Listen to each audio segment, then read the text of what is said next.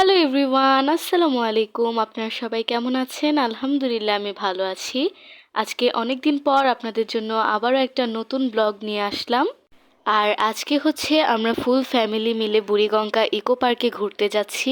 যেহেতু আমাদের সবার পরীক্ষা শেষ, লম্বা একটা ছুটি পড়েছে, তাই আব্বু আম্মুকে অনেক জোরাজুরি করার পর রাজি করাতে পেরেছি ঘুরতে যাওয়ার জন্য। আর এই তো সিএনজি করে আমরা চলে এসেছি বুড়িগঙ্গা ইকো পার্কে। আর পার্কে ঢোকার আগে আব্বু এখানে কিছু চিপস জুস কিনে নিয়েছে যাতে খিদা পেলে খেতে পারি। টিকিট কেটে আমরা সবাই ঢুকে পড়লাম। আর এই তো এটা হচ্ছে ফুল পার্ক। এই পার্কটা অনেক বড় একটা জায়গা নিয়ে করা হয়েছে। আর পার্কটার পরিবেশও অনেক সুন্দর, চারিপাশে সুন্দর সুন্দর গাছ লাগানো আর হচ্ছে বড় বড় রাইডস আছে। এই পার্কটা একদম নিরিবিলি, মানুষ নেই বললেই চলে। আমাদের মতোই কয়েকজন হাতে গোনা এখানে ঘোরাঘুরি করছে। আমরা ভেবেছিলাম পার্ক এতক্ষণে একদম জমজমাট হয়ে যাবে, তাই আমরা বিকেলের দিকে চলে এসেছি, কিন্তু এসে দেখি পার্কটা একদমই নীরব, মানুষ নেই বললেই চলে। তাই এই সুযোগটাকে কাজে লাগিয়ে অনেকগুলো ভিডিও আর ফটো নিয়ে নিয়েছি। যেহেতু মানুষ নেই বললেই চলে, তাই আমি একদম সুন্দরভাবে আপনাদের জন্য ভিডিও করতে পারলাম। আমরা ভেবেছিলাম পার্কটা যেহেতু এখনো জমজমাট হয়নি, সন্ধ্যা হতে হতে অনেক মানুষ চলে আসবে, তখন এক এক করে সবগুলো রাইডে উঠবো। কারণ রাইডে অনেক মানুষ একসাথে থাকলে মজা হয়, আরও বেশি ভয় পাওয়া যায় না। এই ভেবে এতক্ষণ আমরা কোনো রাইডেই উঠিনি, শুধু পার্কেই ঘোরাঘুরি করছিলাম আর চারিপাশটা ঘুরে দেখছিলাম। আর এই পার্কটার এক পাশে একদম বিশাল বুড়িগঙ্গা নদী, মানে বুড়িগঙ্গা নদীর পাশেই পার্কটা করা হয়েছে, তাই এটাকে বুড়িগঙ্গা ইকো পার্ক বলা হয়। আর এই তো এটা হচ্ছে বিশাল বুড়িগঙ্গা নদী। এতক্ষণে সূর্য প্রায় ডুবো ডুবো অবস্থা, তাই ভিউ অনেক সুন্দর আসছিল চারিপাশের। আমি শুধু নিচে তাকিয়ে তাকিয়ে দেখছি ময়লা আছে কিনা, কারণ বুড়িগঙ্গা নদীতে নাকি অনেক ময়লা থাকে শুনেছিলাম আমি। এই পার্কটার সবচাইতে বেশি ভালো লেগেছে আমার একটা জিনিস, সেটা হচ্ছে জায়গায় জায়গায় গাছের পাশে সুন্দর করে সিট করে দেওয়া হয়েছে। এই জায়গাটাতেও একটা সুন্দর সিট ছিল, আমি দৌড়ে গিয়ে ওখানে বসে পড়েছি। আর এখানের ভিডিও আর ছবি অনেক সুন্দর এসেছে।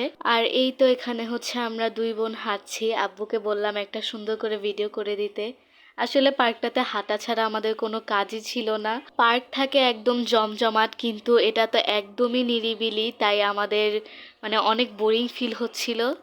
অবশেষে আমার ছোট বোন একটা রাইডে উঠেছে, ও বায়না করছিল এই ঘোড়ার রাইডটাতে নাকি উঠবে, তাই আব্বু টিকিট কেটে ওকে উঠিয়েছে এখানে। আসলে এই পার্কটাতে আমাদের আগে আসা হয়নি, এবারই ফার্স্ট এসেছি, তাই এত ডিটেলস জানি না পার্কটার সম্পর্কে। আমরা ইউটিউব থেকে দেখে এরপর এসেছি।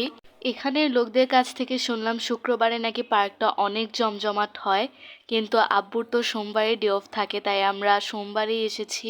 যে কোনো পার্কই শুক্রবারে সবচাইতে বেশি জমজমাট হয়। তারপর এখানে ফুড কোর্টে আমরা খেতে আসলাম। এখানে ফুড কোর্টে এসেও শুনি এখানে নাকি খাবার অ্যাভেলেবেল নেই। তারপর আমরা দুইটা ফুচকা আর একটা পিৎজা নিয়েছি। এরপর হচ্ছে আমার ছোট বোন প্লে জোনে নাকি খেলবে, তাই ও এখন প্লে জোনে ঢুকে খেলছে। এতক্ষণে প্রায় সন্ধ্যা হয়ে গিয়েছে, কিন্তু দুর্ভাগ্যবশত এখনও কোনো মানুষ আসেনি, পার্কটা এখনও জমজমাট হয়নি সুন্দরভাবে। তাই আমরা শেষমেশ ভাবলাম যে আর মানুষের অপেক্ষা করা যাবে না, তাই আমরা এখন এক এক করে সবগুলো রাইডে উঠব। এখানের এই রাইডটা ছিল সবচাইতে ভয়ঙ্কর, আমরা ভাবতেও পারিনি যে এতটা ভয়ঙ্কর হবে এই রাইড। পুরো রাইডটা অনেক মানুষে ভরা থাকলে হয়তো এতটাও ভয় লাগতো না, কিন্তু এটাও ফাঁকা ছিল দুর্ভাগ্যবশত। যখন রাইডটা স্টার্ট দেয় আর এটা যখন এলোমেলোভাবে ঘোরা শুরু করছিল, আমার মনে হচ্ছিল যে আমি বেল্ট খুলে পড়ে যাব নিচে, এতটা ভয় পাইছি। আমি শুধু চোখ বন্ধ করে রাখছিলাম আর চিল্লিয়ে চিল্লিয়ে আব্বুকে বলতেছিলাম যে আব্বু থামাতে বলো থামাতে বলো, এমন একটা অবস্থা হয়েছে। আমাদের চিল্লানো দেখে আঙ্কেল রাইড অফ করে দেয়, উনি বলছিলেন নাকি পুরো মানুষ থাকলে নাকি এটার স্পিড আরও বাড়ে, এটার স্পিড যদি আরও থাকতো তাহলে আমি মরেই যাইতাম। যাই হোক, এখানে আম্মুকে এসে রাইড এক্সপিরিয়েন্স বলছি, ভয়ানক একটা এক্সপিরিয়েন্স ছিল। এবার হচ্ছে আমরা রোলার কোস্টারে উঠলাম, রোলার কোস্টারও পুরাটা ফাঁকা, শুধু সামনে আপু আর নিধি বসেছে আর আমি পিছনে একলা সিটে বসেছি। প্রথম প্রথম তো ভাবছিলাম ভয় লাগবে না, এটাতে আর কিসের ভয় লাগবে, কিন্তু যখন স্পিড দিল আমি আমার সিট থেকে পিছলে অন্য সিটে চলে আসছি, এতটা স্পিড দিছে। যাই হোক, এবার হচ্ছে আপু আর নিধি দোলনাতে উঠলো। এই দুইটা রাইডে উঠে আমার অবস্থা একদম খারাপ হয়ে গেছে, আমি বলছি যে আমি আর কোনো রাইডে উঠবো না। এই দোলনাটা যেভাবে ঘুরছে আমার দেখেই মাথা ঘুরাচ্ছে, তাই আমি আর উঠি নাই, আপু আর নিধি উঠছে। আর হচ্ছে আমি বাইরে থেকে ভিডিও করছিলাম। যাই হোক, সব রাইডে ওঠা শেষ। মানে এখানে এই কয়েকটা রাইডই ছিল বড়দের জন্য, আর বাকিগুলো সব ছোট বাচ্চাদের জন্য।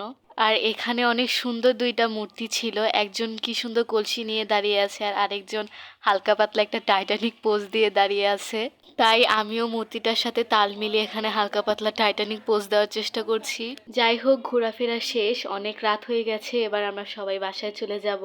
সব মিলিয়ে এক্সপিরিয়েন্স মোটামুটি অতটাও ভালো না আর অতটাও খারাপ না, কিন্তু ওই রাইডটাতে ওঠার আমার অনেক ইচ্ছা ছিল। মূলত ইউটিউবে এই রাইডটা দেখে আব্বুকে জোর করে এই পার্কে নিয়ে এসেছি, কিন্তু রাইডটাতে উঠে আমার রুচি একদম পায়েস হয়ে গেছে, আর জীবনে এই রাইডে উঠবো না আমি। যাই হোক, আজকের মতো আল্লাহ হাফিজ।